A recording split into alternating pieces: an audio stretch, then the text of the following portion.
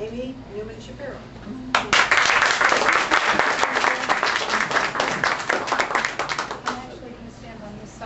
I have some laryngitis. I'm sorry that it's going to be a little difficult at times to hear me, but as Mitch said, you sound. What did you say, Mitch? How does she sound? I sound better than I did before.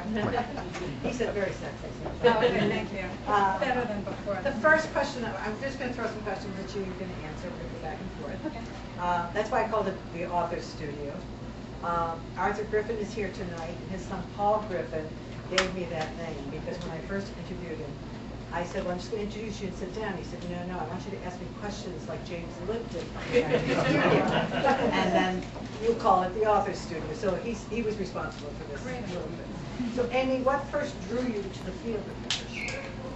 Okay, so I guess it started back, I was actually a teenager and I was having trouble, I was diagnosed with irritable bowel syndrome.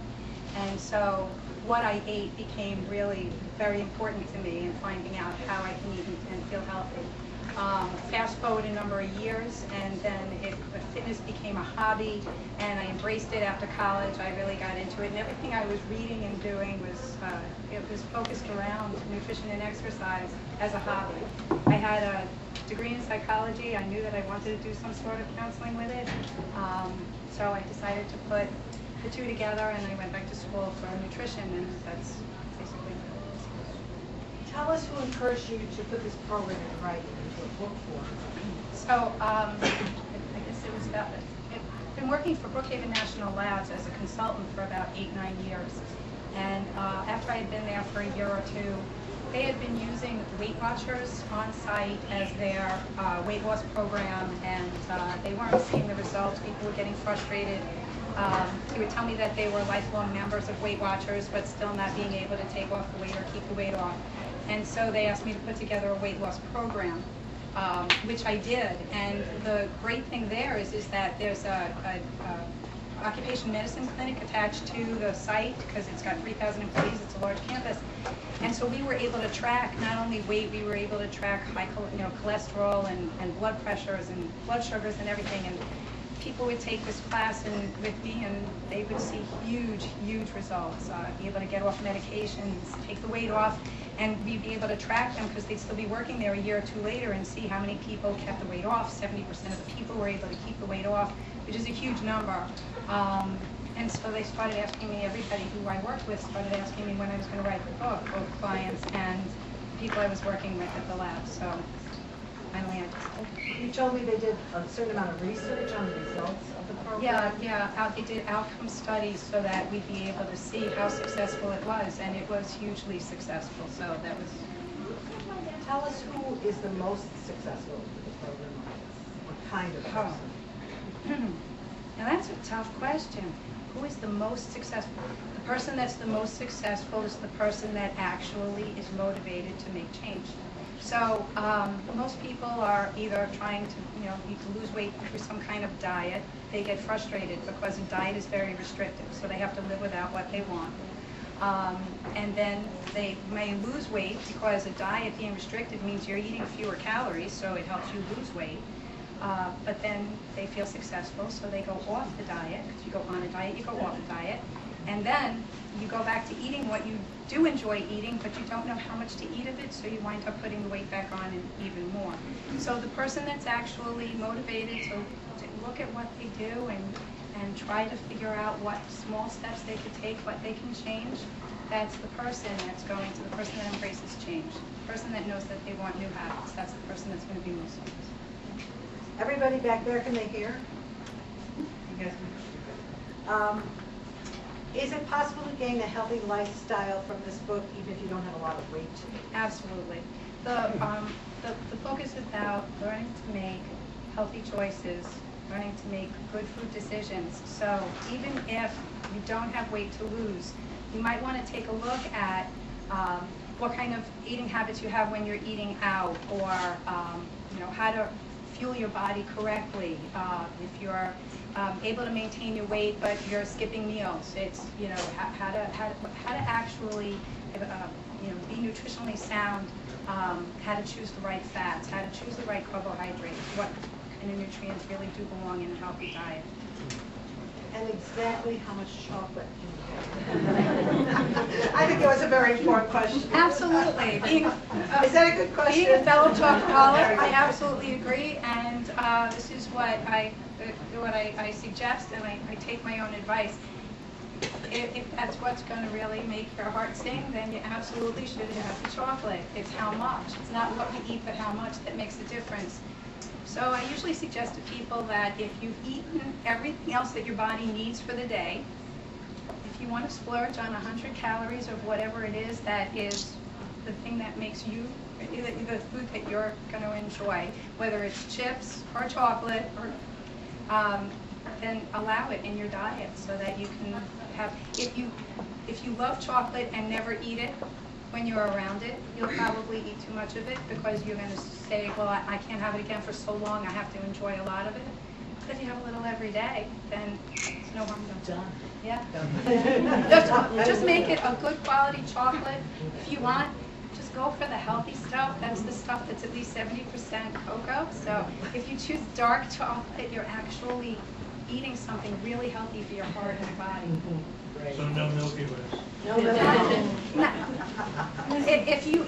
that's going to make your heart sing, then they make those really small ones at Halloween. They don't make my heart sing. Tell us how you applied your program when you were in Berlin and Vienna last week. Interesting. Boy, you do ask some tough questions. Okay, so first of all, when I travel, I always bring food, which looks really ridiculous to the people that I travel with, but I need to snack all day to be able to eat the right amount of nutrients for me. And so I need to always have the food with me. I don't eat fast food, so I need to be prepared. They don't know it, and hopefully nobody will squeal on me, but at the buffet at breakfast every morning, I would slip fruit into my bag from the buffet, so that was my mid-morning snack, and I had packed things in the suitcase and bring meals with me when I'm going to be on the go so that I can have what I need. And the rest of it is all, you can always find fish and vegetables when you're out and about. You just have to check it out. Check out the menus before you go. And when you travel a lot, you walk a lot. Like Amy brings a pedometer. Yeah, so she knows. yeah, when I'm not at a game, okay, so I wear a pedometer, and I walked, we walked about 50 miles in the 8 days that we were away. So, including her mother. So that was, yes. Where's my mother? Is she here? Congratulations. Yes, my mother was up with me every step of the way. So yes, well that was the exercise for the week as well. So yeah, so with that kind of walking, I could splurge whenever I want to. As you're going through the book, it's really a very helpful format. But I found your chapters on eating out and holidays were so practical because yeah, you could do a program Monday through Friday, then what? And there's the weekend and there's a holiday. How does that fit into? Well, it's very difficult for people to actually just read something and know how to apply it. So what I try to do throughout the book is actually give you real tools and techniques for how to apply the concept. So that's it, what you're referring to is in eating out, exactly what you can do, what behaviors you can change. People, these days with the internet, you can actually look, if you're going out, you can look up the menu ahead of time, which is what I was referring to and I did in Berlin and Vienna, to see if there's anything appropriate in that particular place. If it's not for you, then you can move on. There's many other places to choose from. Try to stay away from the 4 C's, which is crispy, creamy, cheesy, and crunchy. Try to take those out of crispy, creamy, cheesy, and crunchy. Those are going to be your high-fat, fried, and cheesy foods, and those are going to be the ones on the menu with the most calories. So if you stay away from the 4 C's, you're probably heading in the right direction. Choosing lean proteins, because if you're eating white meat, chicken, and fish, that dish is probably going to have fewer calories than the steak or the burger. So the book gives you practical tips throughout, and as far as holiday eating goes, it's another story because a lot of people have trouble during the holidays. And even though Thanksgiving is one day, and Christmas is one day, New Year's is one day. People usually eat from Thanksgiving to New Year's.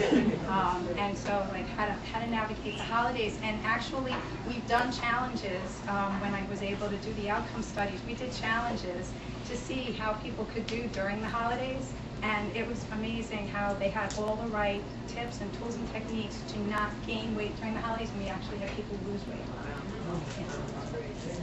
And I noticed there's places to write in journal, in the book and whatever, and I was used to ever being on Weight Watchers and writing down, whatever, but I like the idea of the exercise journal. That's what I need is, right?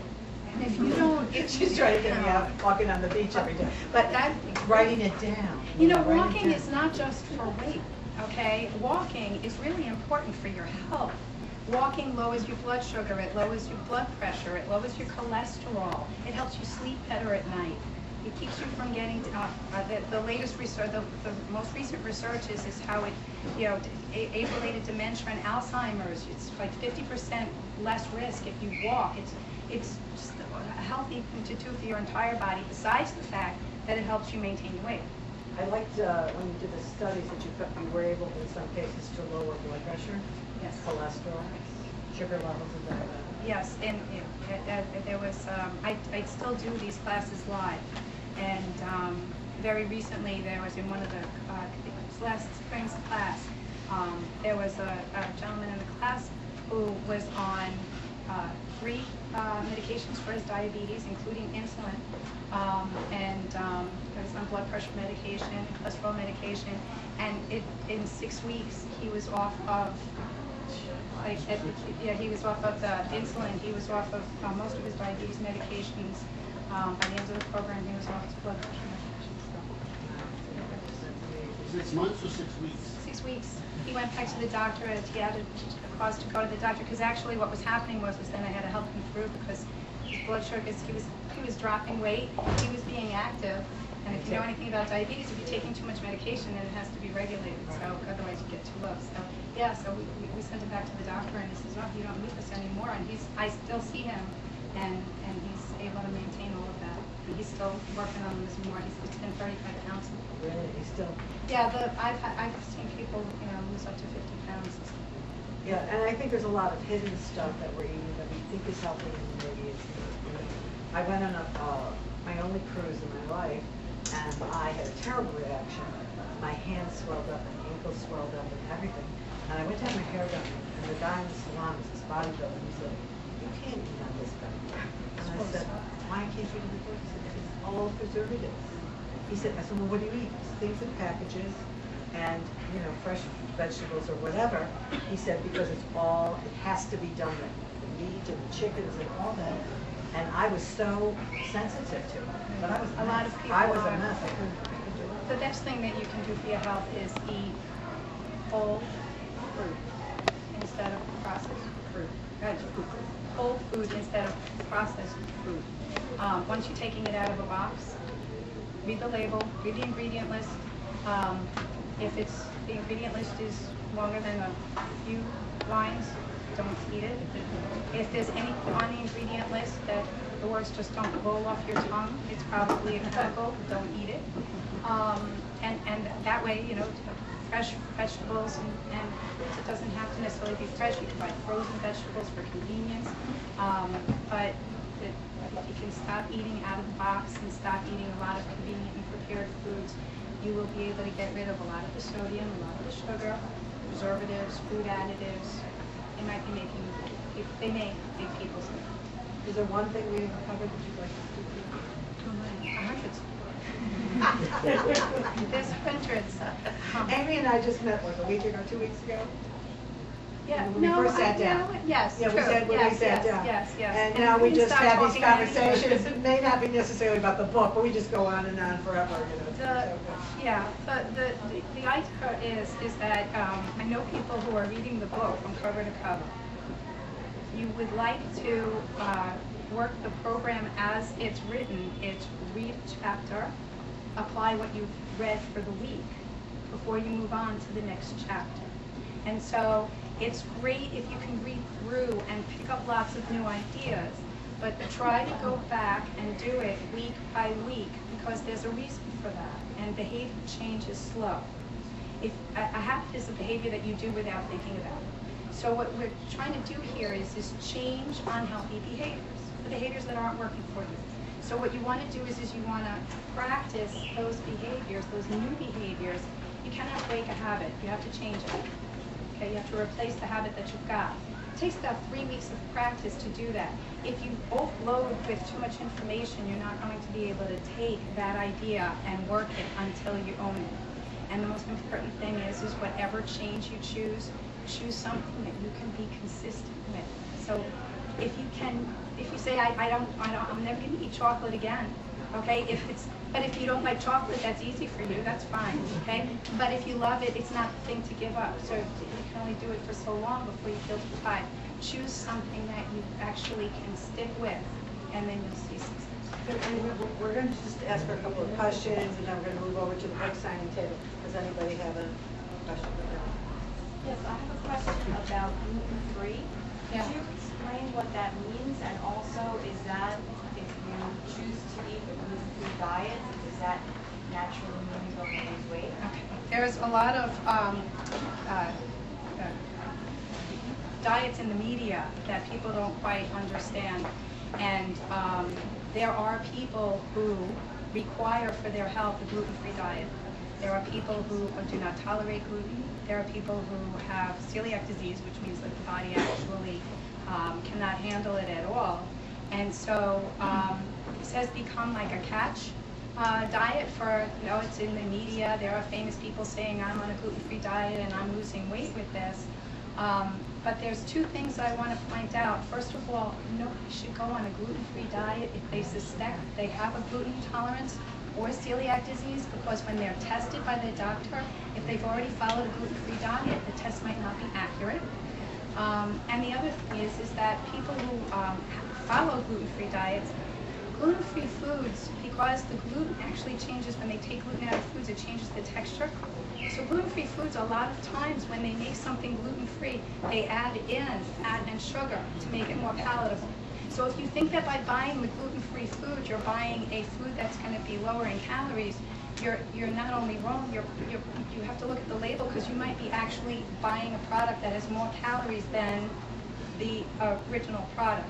So if you're going to stick with fruits, vegetables, acceptable grains, the gluten is it's in wheat and barley and rye. And so there are gluten-free oats, okay? There are gluten-free oats. The problem with oats is that sometimes it's a cross-contamination issue, but there isn't gluten actually in the oats. They get cross-contaminated because they're usually processed on the same machinery as the wheat. But anyway, so it's not, for weight loss, it's not appropriate. It's not been proven to be appropriate. Is there another question? Yes. Maybe time frames. For somebody, let's say like myself, that wants to lose weight, stay motivated. Should somebody expect to lose X number of pounds over a certain number of weeks, or do you measure it after 2 months? What should somebody expect? Healthy weight loss is usually 1 to 2 pounds a week.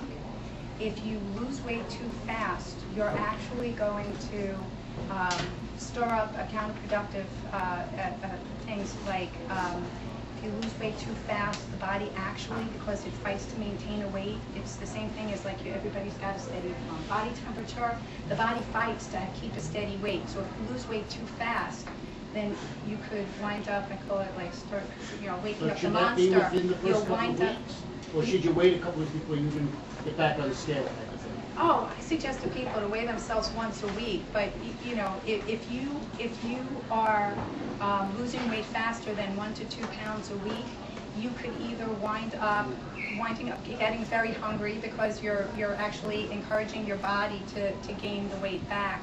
And the other thing is that if you lose weight too fast, the body doesn't differentiate between muscle mass and fat mass. When you lose weight, unless you're exercising, the weight comes off from everywhere. So if you lose weight too fast, you're actually losing lean body mass, muscle mass, which is the thing that keeps your metabolism going. So you wind up slowing your metabolism. So slow, gradual weight loss is the best. It's the one that's going to stay off. I think we have one more time for one more question. Yeah. How about salt? How harmful is salt? Salt. The latest research is saying that it is the #1 reason for heart disease, and actually from the time it starts when you're young.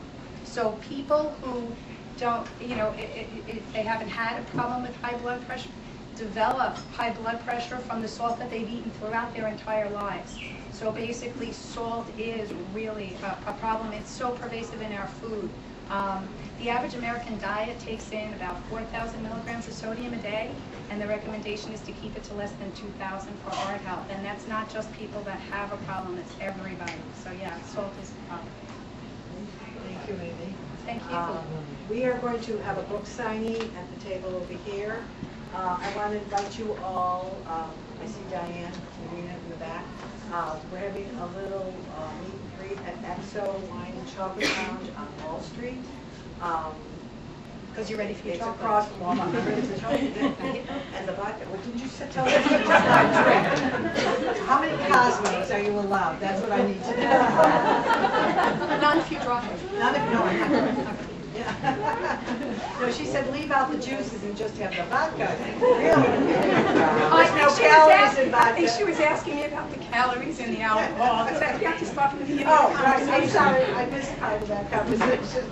So if you leave out all the juices, you have fewer calories. So we're going to do the book signing, and if you can join us, that'd be lovely. You park the car at Walmart's on Wall Street, cross over, and we have a room upstairs. And if you're still hungry, we're not going to watch what you order or what you eat. I'll never watch when I'm out. So if you have a book, you can line up over where Mitch is. Thank you.